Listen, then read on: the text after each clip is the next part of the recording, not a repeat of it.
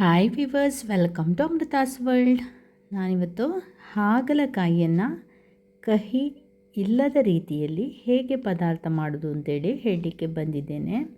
ನಮಗೆ ಹಾಗಲಕಾಯಿ ಪದಾರ್ಥ ಮಾಡಿದರೆ ಸ್ವಲ್ಪ ಕೂಡ ಕಹಿ ಇಲ್ಲದೆ ತಿನ್ಬೋದು. ಅದಕ್ಕೆ ಏನೇನು ಮಾಡಬೇಕು ಅಂತೇಳೋದನ್ನು ಹೇಳ್ತಾ ಇದ್ದೇನೆ. ಮೊದಲು ನಮಗೆ ಹಾಗಲಕಾಯಿಯನ್ನು ಕೊಯ್ದು ಅದರ ಬೀಜ ತೆಗೆದಿಡುವ. ಇಲ್ಲಿ ನೋಡಿ, ನಾನು ಒಂದಿಷ್ಟು ಹುಣಸೆ ಹುಳಿ ಮತ್ತು ಸ್ವಲ್ಪ ಉಪ್ಪು ತಗೊಂಡಿದ್ದೇನೆ. ನಂತರ ಈ ಹಾಗಲಕಾಯಿಯನ್ನೆಲ್ಲ ಈ ರೀತಿ ಚಿಕ್ಕದಾಗಿ ಹೆಚ್ಚಿಕೊಂಡು, ನಿಮಗೆ ಯಾವ ರೀತಿ ಬೇಕೋ ಆ ರೀತಿ ಹೆಚ್ಚಿಕೊಳ್ಳುವ. ನಂತರ ಉಪ್ಪು ಮತ್ತು ಹುಳಿಯನ್ನು ಮಿಕ್ಸ್ ಮಾಡಿ ಈ ಹಾಗಲಕಾಯಿಗೆ ಚೆನ್ನಾಗಿ ಮಿಕ್ಸ್ ಮಾಡಿ ಕೊಡಬೇಕು. ಕೈಯಿಂದಲೇ ಈ ರೀತಿಯಾಗಿ ಹಿಚುಕಿ ಮಿಕ್ಸ್ ಮಾಡಿ ಕೊಡಬೇಕು. ಈ ರೀತಿ ಎಲ್ಲ ಕಡೆಗೂ ಹುಳಿ ಮತ್ತು ಉಪ್ಪು ತಾಗುವ ರೀತಿಯಲ್ಲಿ ಹೀಗೆ ಮಿಕ್ಸ್ ಇಡುವ.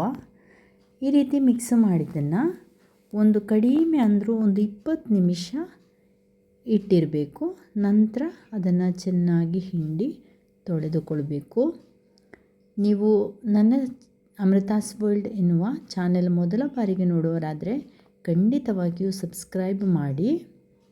ನೋಡಿ, ಇಲ್ಲಿ ನಾನು ಚೆನ್ನಾಗಿ ಮಿಕ್ಸ್ ಮಾಡಿ ಇನ್ನು 20 ನಿಮಿಷಗಳ ನಂತರ ನೋಡ್ಕೊಳ್ಳಿ, ಈ ರೀತಿ ಹಿಂಡಿ ತೆಗಿತಾ ಇದ್ದೇನೆ. ಅದರಲ್ಲಿ ಚೆನ್ನಾಗಿ ಈ ರೀತಿ ನೀರು ಬರ್ತದೆ.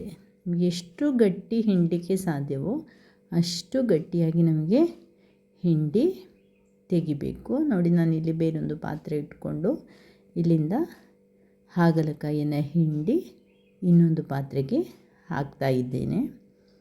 ಈ ರೀತಿ ಎಲ್ಲವನ್ನು ಹಿಂಡಿ ಆದಮೇಲೆ ಪುನಃ ಸ್ವಲ್ಪ ನೀರು ಸೇರಿಸಿಕೊಂಡು ಅದನ್ನು ಹಿಂಡಿ ತೊಳೆದು ತೆಗಿಬೋದು. ತೆಗೆದಾದ್ಮೇಲೆ ನಿಮಗೆ ಯಾವ ರೀತಿಯ ಪದಾರ್ಥ ಬೇಕಿದ್ದರೂ ಇದರಿಂದ ಮಾಡಿಕೊಳ್ಬೋದು.